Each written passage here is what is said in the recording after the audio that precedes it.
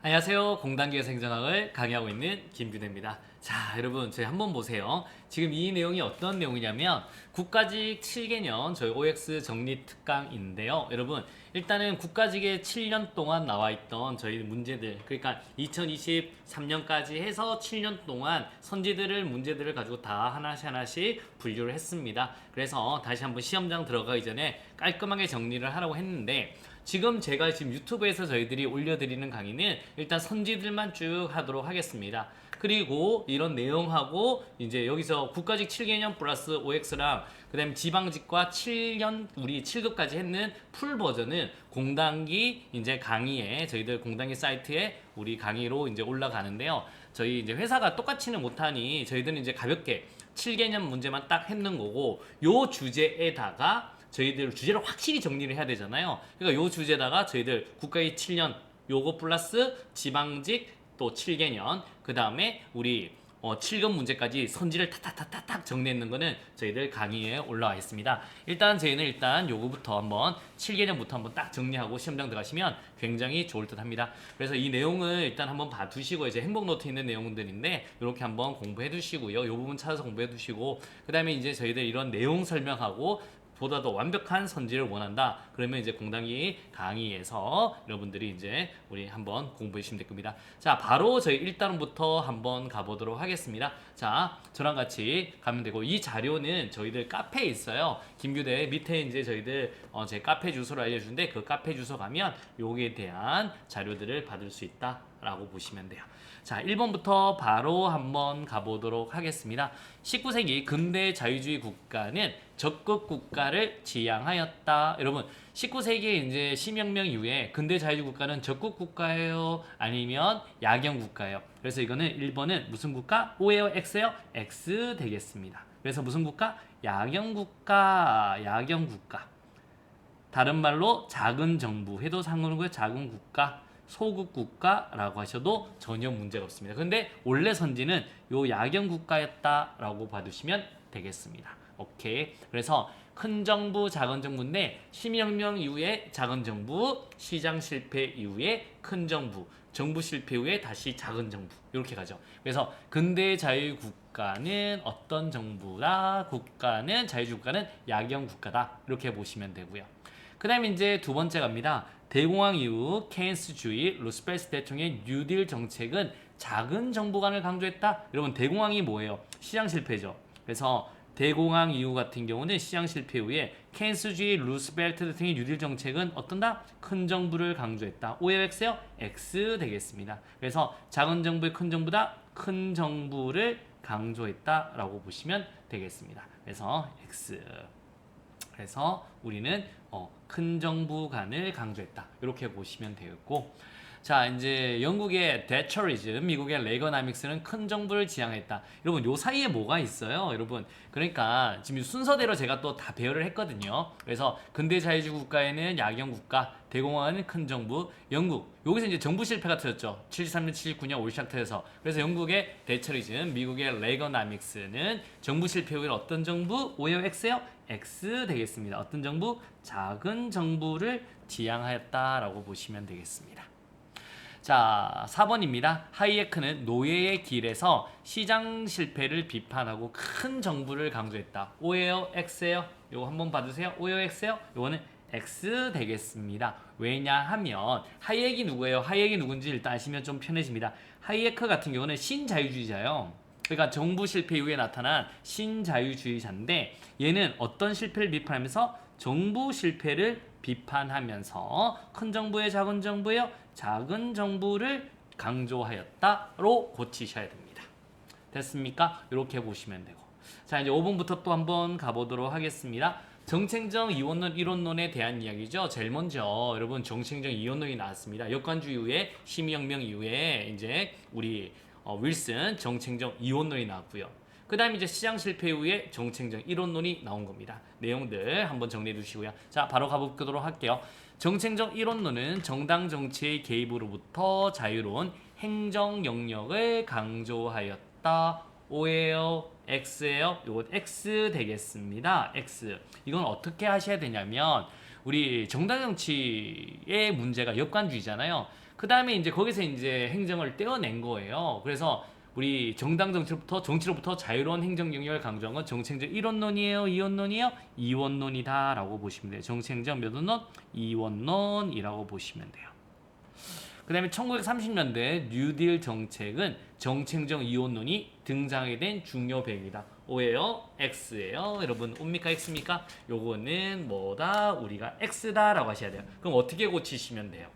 자, 여러분 우리 시장 실패 이후에 이제 우리 행정이 우리 관리만 하니까 문제가 된다. 정치 영역으로 들어가자라고 합니다. 그래서 우리 정치 행정 무슨 론? 이론론이 등장하게 된 중요 배경이다. 여러분 배열을 어떻게 했는지 아시겠죠? 순서대로 쫙 배열을 했습니다. 그래서 마지막에 이것만 공부하고 들어가셔도 굉장히 큰 도움이 된다라는 거예요. 물론 완벽한 정리를 위해서는 저희 공당에 있는 사이트에 있는 이제 그 강의를 보셔야 되겠고요. 요것만 정리하셔도 굉장히 큰 도움이 됩니다. 우리 7년 동안 딱 국가시험 체계에 우리 딱 정확하게 공부할 수 있기 때문에 지방직도 역시 이걸 또 해드릴 겁니다. 여러분 우리 한번 열심히 공부해서 좋은 결과 한번 내보도록 하겠습니다. 자, 7번입니다.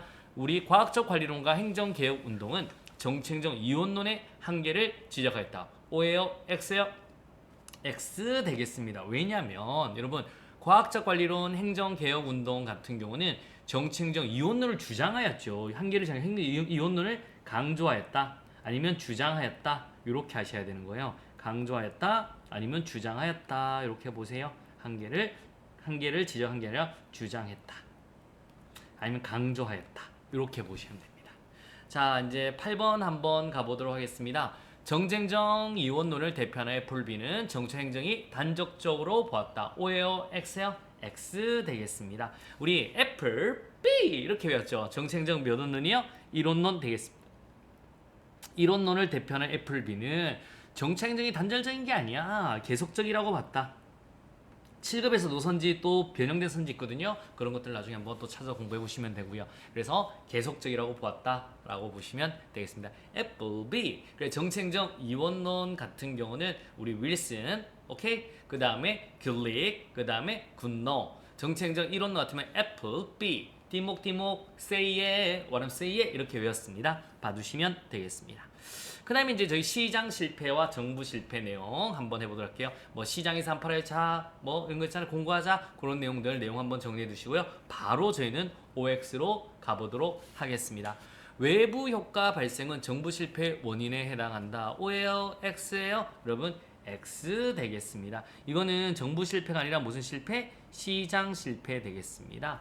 자, 그래서 뭐예요? 외부 효과 이런 것들 있잖아요. 공공재 이런 거 위에서 보시면 외부 효과, 공공재 부족, 자연 독점, 불안정 경영시장, 정보 비대칭 이런 것들 다 시장 실패 원인에 해당한다라고 보시면 되겠습니다. 자, 두 번 되겠습니다. 10번 됩니다. 시장의 독점 상태는 시장 실패의 원인에 해당한다. O예요? X예요? 자, 여러분 시장에서 독점이 돼버리면 공급은 줄고 여러분 가격은 높아지죠. 그래서 시장 실패 원인이 된다. O 되겠습니다. 오랜만에 나오죠? 그래서 제가 일부러 X 위주로 많이 만들었습니다. X 위주로 왜냐면 고치면서 공부를 하라고. 여러분들 꼭 고치면서 공부하셔야 돼요. 그런데도 이제 너무 X만 하면 또 안 되니까 O도 또 넣어줬죠. 여러분 딱 머릿속에 넣어두세요. 그래서 시장의 독점은 시장 실패에 해당된다 라고 보시면 돼요.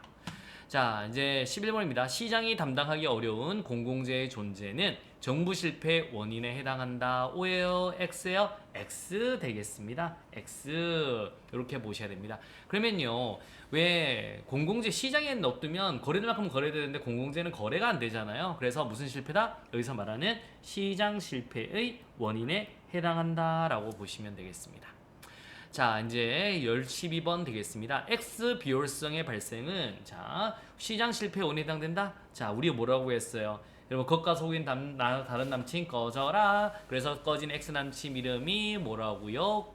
우리 민보규. 새로 사귄 남친이 권민규. 저는 이런만 생각하는 바보규대라고 했죠. 그러면 X 비효율성은 시장 실패 원인에 해당된다. O예요? X예요? X 되겠습니다. 그럼 뭐가 되는 거예요? 정부 실패의 원인에 해당한다라고 보시면 되겠고요. 자, 그럼 이런 X 비효율성이 뭔데? 13번. X 비효율성은 과열된 경쟁에서 나타나는 정부의 과다한 비용 발생을 의미한다. O예요? X예요? X 되겠습니다. 레벤스타인은 X 비효율성을 뭐라고 규정했냐면요. 독점으로 인해 나타나는 정부 공의 독점으로 인해 나타나는 정부의 과다한 비용. 오케이? 그래서 과다한 비용 말고 관리상의 비효율성이다. 여기서 우리 X의 비효율성은 독점으로 나타나는 관리상의 비효율성이다라고 보시면 정확한 정의는 관리상의 비효율성이다라고 보시면 돼요. 이렇게 보시면 되겠습니다. 어려움이 있다, 없다, 없다 이렇게 보시면 되고 자 14번 갑니다. 지대추구 이론은 규제나 개발 계획과 같은 정부의 시장 개입이 클수록 지대추구 형태가 증가하고 그에 따른 사회적 손실도 증가한다고 본다. O예요? X예요? O 되겠습니다. 그러니까 지대 추구 때문에 이제 정부 실패가 나타나는데 지대라는 개념은 아시죠? 여러분 우리가 땅에 대한 얻는 이득이에요. 옛날 중세 같은 경우는 그러면 이제 그 계약이 끝나갈 때 다시 그거를 또 연장하기 위해서 막 돈을 주고 아니면 막 로비를 하는 거예요. 그래서 문제가 생긴다라고 보시면 되겠습니다. 그래서 O 되겠습니다. 자 이제 우리 규제 파트죠. 규제 파트 이런 정부 규제 분류들 있는 건 머릿속에 한번 넣어 두시고요. 바로 우리는 OX로 넘어가도록 하겠습니다. 환경 규제와 산업 재해 규제는 경제 규제의 성격이 강하다. O예요? X예요? X 되겠습니다. 그럼 어떻게 고치셔야 돼요? 여러분 이게 우리 경제가 규제가 아니라 사회적 규제다라고 보시면 돼요. 경제 규제, 사회적 규제. 그래서 여기서 말하는 우리 사회적 규제에 해당된다라고 보시면 되겠습니다. 그래서 사회적 규제는 소비자, 근로자, 환경, 딱 약자 머릿속에 탁 넣어두셔야 됩니다. 오케이 갑니다. 자율 규제는 16번입니다. 정부로부터 위임을 받은 민간 집단에 의해서 이루어지는 규제를 의미한다. O예요? X예요? 자율규제는 의사협회 같은 그런 게 자율규제고요. 이건 X 되겠습니다. 뭘로 하셔야 되냐면 이건 자율규제가 아니라 무슨 규제다라고 보시면 되면 여기서 말하는 우리 딱 공동규제 여기 벌은 공동규제죠. 요 선지를 외우셔야 됩니다. 이건 항상 나오면 이렇게 그대로 나오기 때문에 그래서 무슨 규제다? 공동규제다라고 보시면 돼요. 공동규제 이렇게 머릿속에 딱 넣어두시면 되겠습니다. 자 16번 한번 가보도록 하겠습니다. 16번 오케이 16번 자 16번 했고요. 17번 갑니다. 수단 규제는 정부의 목표를 달성하기 위해 필요한 기술이나 행위를 사후적으로 규제하는 것을 의미한다. O예요? X예요? 요거 X 되겠습니다. 그래서 우리 이거 뭐 수단 규제 우리 관리 규제 그 다음에 우리 산출 성과 규제라고 했는데 여기에 대한 문제죠. 이거는 기본적으로 요건 맞아요. 정부의 목표를 달성하기 위한 필요한 기술이나 행위 요 키워드를 맞는데 사후적으로 규제하는 게 아니라 사전적으로 규제한다라고 보시면 돼요. 사전적으로 규제한다. 그래서 X 되겠습니다. 자 18번 잘 나오는 선지죠. 파지티브 규제가 네거티브 규제보다 자율성을 더 보장해 준다. 맞아요? 틀려요? 여러분 X 되겠습니다. 우리 뭐가요? 네거티브 규제가 파지티브 규제보다 자율성을 더 보장해준다. 이렇게 바꾸죠. 네거티브 규제를 우리가 뭐라고 했습니까? 아들아 마음대로 해라. 사람만 죽이지 마라. 그러면 이제 아들 입장에서는 우리 자율성이 더 넓어지는 거잖아요. 그러니까 네거티브 규제가 피규제자의 자율성을 더 보장해준다. 이 선지 매번 나오는 선지다. 머릿속에 탑 정리 부탁드리도록 하겠습니다. 됐죠? 가봅니다. 자 이제 윌슨의 규제정치 모형에 대한 내용들 한번 정리해 두시고요. 자 바로 OX로 가보도록 하겠습니다. 자 이익집단 정치는 규제 비용과 편익 모두 이질적인 불특정 다수의 일반 국민에게 광범위하게 분산되지만 그 크기는 상대적으로 작은 경우의 정치다. 여러분 O예요? X예요? 여러분 X 되겠습니다. 윌슨 같은 경우는 비용 편익으로 나눴죠. 그래서 여기서 이질적인 불특정 다수의 일본군의 광범위하게 분산되면서 비용도 분산되고 편익도 분산됩니다. 그럼 무슨 정치라고 하셔야 돼요? 대이익 집단이 아니라 무슨 정치? 대중정치다 라고 보시면 되겠습니다. 그래서 X 되겠습니다. 자 20번 되겠습니다. 기업과 정치는 정부 규제로 발생하게 될 비용은 상대적으로 적고 이질적인 불특정 다수에게 분산돼요. 그러니까 비용은 분산돼요. 편익은 소수에게 집중된다. 그럼 뭐예요? 여러분 여기서 중요한 건 편익은 집중되고 비용은 분산된다. 그러면 해줘. 그래서 X 되겠는데 어떻게 고치시면 돼요? 기업가 정치가 아니라 무슨 정치다? 고객 정치다 라고 보시면 되겠습니다. 어려움이 있다? 없다? 없다? 되겠습니다. 자, 21호입니다. 이 집단 정치는 규제로 인한 비용은 일부 동질적인 집단에 집중되는 반면 편익은 불특정 다수인에게 광범위하게 분산된다. O예요? X예요? 자, 이걸 일단 X입니다. 자, 어떻게 봐봐요? 우리 비용은 집중, 편익은 분산. 그래 비용이 집중이면 싫어 하지마. 무슨 정치? 기업가 집단의 정치가 나타난다라고 하셔야 돼요. 그래서 기업가의 정치가 나타난다라고 머릿속에 넣어두시면 되겠습니다. 어려움이 있다? 없다 갑니다. 자 이제 사바스의 공공서비스 제공 방식 10가지인데 이런 내용들 한번 보시면 되겠습니다. 여러분 왜 내용을 설명하지 않느냐? 내용을 하면 너무 또 길어지고요. 내용을 해서 상세하게 하는 풀 버전은 저희들 공단기 강의에 있기 때문에 지금은 저희들 이렇게 빠르게 선지 위주로 가도록 하겠습니다. 그래서 이거 모르면 여러분들 한번 공부해주시고 아니면 두 배 더 행복함 같은 것도 받으시고 유튜브만 저희들 보는 분들 같은 경우는 이제 두 배 더 행복함 이제 이런 것들로 좀 보강해 주시기 부탁드리겠습니다. 자 이제 22번부터 한번 가보도록 하겠습니다. 자 정부의 직접적 공급이 아닌 대안적 서비스 공급 체계는 생활 쓰레기 수거, 사회복지 사업 운영, 시설 관리 등 분야에 적용되고 있지 않다. O예요? X예요? X입니다. 그래서 적용된다 안 된다? 적용된다. 적용되고 있다라고 하셔야 돼요. 생각보다 지방자치에서 예산 중에 엄청난 부분이 저렇게 많이 들어갑니다. 엄청난 부분이 지금 생활쓰레기, 사회복지사업, 시설관리에 적용되고 있고요. 그러니까 권리 의무와 관련되지 않고 여러분 이런 거에서 이제 보통 대안적 서비스 공급체가 나타나는 거죠. 자, 또 한번 가보도록 하겠습니다. 23번 과잉 생산과 독점 등이 야기한 공공부문 비효율의 해결책으로 계약 방식을 통한 서비스 공급이 도입되고 있다. O예요? X예요? 요거는 기본적으로 O라고 하셔야 됩니다. 뭐라고 한다고요? O 되겠습니다. 그래서 과잉생산, 독점 막 정부가 하니까 돈 안 내니까 그러니까 이제 공공부문의 비효율을 해결해서 계약 방식 계약을 민간을 활용해서 계약 방식을 통하면 우리 좀 더 효율적으로 되겠다. 그래서 O 된다라고 보시면 되겠습니다. 자, 올리도록 할게요.